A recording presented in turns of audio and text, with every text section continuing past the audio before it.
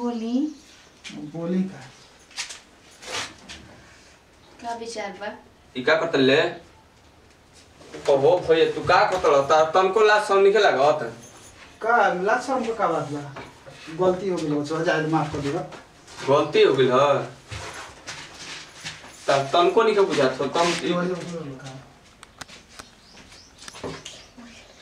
करे तू का करतले हां जी हैं करे तो बुझात नहीं के तनको तू का करतली बताओ तो तू काहे से करतले कुछ भी ना जी कौन चीज कमी देनी बताओ तो कौन चीज कमी देल बनी का कोई नहीं है तो का करतली भैया संग हमरा करे करे तू का करतली रे का करे कुछ हो ना कर दे सुनी ना रे ना रे सुनी का सुनी लगे मिले बताओ आज के बाद भैया जी से बोलम ना जी सब देखे से पहले ससुरा हमारा कहना फूट गेल रे मन तो करत ना आज के बाद ना बोलबी ना बोलब जी कान पकड़ा तनी के आज तो मुंह भी ना देखो आज के बाद आज तो पहला दिन ना समझ ली आज के बाद देख ले ना कि तो तू ना तो हम वही देखो एक मजा देखो आज के बाद ना कर जाई ना आई ना आज के बाद देख ले ना तो कि तो तू ना तो हम आज ये बात ना देखो जी वही देखो इनके मजाल देखो करे सही ना हम कान पकड़ा तनी आज के बाद कबू ना भैया जी से तो बोलम ना तते पहले इनका मुंह देखल बंद कर दे अब ना जी आप जी कब ना हम वही करब बताओ लगैले बनी 49 रुपये 3 करोड़ के ड्रीम 11 में आज तक जीतिए कर हम पैसा कहाँ गइलो सुन पारी का मुराली भाई का है यार उदास बालो का बताई मरते हैं का भाई का बताई तो हम कुछ बतौलो बनता बता तो का मतलब बढ़िया रे साफ साफ बोलो ना का कहल चाहत लो का बताई बिटू तोले हम जान तले का मार मौगी न हर भइए संग एकदम फंस गेल बिया रे हमरा के जान तनको निक निकला बाप ई का कहतले रे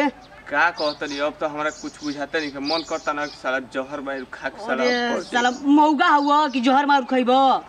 मार त भइबे के गोली न त मेहर रुए के ई का कहतल तू रे अरे ससुर खा ले बा जहर और न ते बुझी दिल न खाला सन जहर और रे मार दे सीधे मेहर रुए के गोली काम खत्म हो जाई कतनो ना त मेहरारू नहीं है यार कतनो त भैया ना हुआ हमर बताओ तो मेहरारू आ भैया तार समझतन तारा बारे में तो ऐसे गलत काम ना करतन तनको हमरा बारे में सोचे ना जा कि हां हमरा पे का बीती हम कुल देखो तो बताओ भैया के तो कम से कम सोचे के चाहिए चल ठीक बा बिटू भाई तोर बढ़िया से बीतता र अरे यार रो न तो हमरो हम तोर बात सुन के ना हम इतना दुखी हो गई ना भाई का कहे जा तो मेहरुआ के ना मार दे गोली न तो दबा के तकिया में मुंगा हुआ दे रे ओकरा के चल ठीक बा बिटू भाई चल तारी होई तारीख दिन सुन भाई गलत कदम न तू उठाइए ठीक बा न तो समाज में मुंह दिखावे लायक क्यों ना रह जाए घर परिवार में कि मुरलिया जोहर खा के मर गेल मेहरारू के चलते ठीक बा का जिंदगी रहे कितना बढ़िया से हंसी खुशी खेलत रहे है आज रोवत तो मेहरारू के चलते का भैया जी दर्द निकला तनु आई बताओ हां बोली कुछ कहत ना नरलो अब भुला न गेलो कि 2 महीना हो गइल हां अब इतना दिन हो गई अब दिन पे दिन आदमी भुलाए भी करे लगता के हां बोली ओ पकड़ा के रही जानते तो और खून में सुखा गिरे हो यहां जाए दी उतना 3 दिन खाना हम ना खइनी लेकिन ई बात बा कि कोई ले बतावलो सोना का हो के पीछे तो ले भैया हां हेलो का होई में क्या बात का फिर जाना तेरा पकड़ा गेल जी का हो ये काम करो अपना देरी करते ले खोले गेटवा तो गेट खोला हम निकल जी चलो खोले कितना देरी करते ले खोले में का करतली रे कहू खोइए करे तू का करतली रे तो तनको नहीं बुझात रे चलता चलता घर में पहले करे तो तनको लिखे बुझा तू का करतली का नहीं करत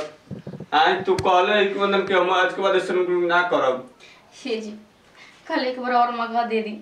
अपना आदत को सुधार ले अब तो एक बार और मौका दही हाँ अब तू जानतली बहुत तू लिमिट पार कर चुकल बे समझली सर से पानी दम ऊपर चल गइल बते अब तोरा के ना हम माफ कर सकी ना तू हमके कुछ कर सकली समझली हमारे कुछ ना कुछ करे के पड़ी कुछ ना कुछ क्या करके पड़ी ना जी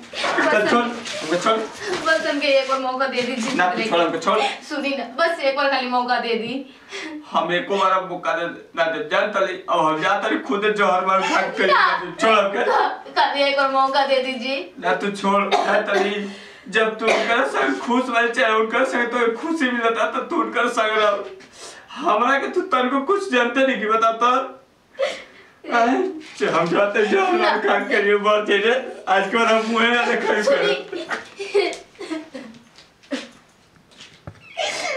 पता नहीं का हुआ था हमरा संग हमके कुछ समझ में नहीं किया बस हम का करत नानी तोरा तो दिमाग में काम ही नहीं की करत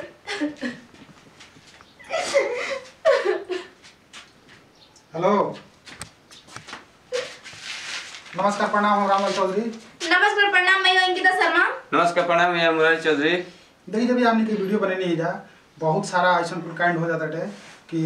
भवा भसुर के संगे ऐसे कुछ माने सारा समाज का दायरा त्याग के लोग ऐसा कुछ काम कर देता तो ऐसे बिल्कुल ना करे के चाहिए। हमनी के एगो काल्पनिक कहानी कॉमेडी वीडियो बने नहीं जा ऐसे होता और ना होके के चाहिए। तो अगर हमने के वीडियो अच्छा लगी तो आप लोग दिल से लाइक करब जा और कमेंट करके जरूर बताइए जा कि हमने के वीडियो कैसा लागल है। तो यही वीडियो से तीन जब अगले वीडियो में फिर मिलेगी तब तक के लिए जय हिंद जय भारत जय भोजपुरी समाज।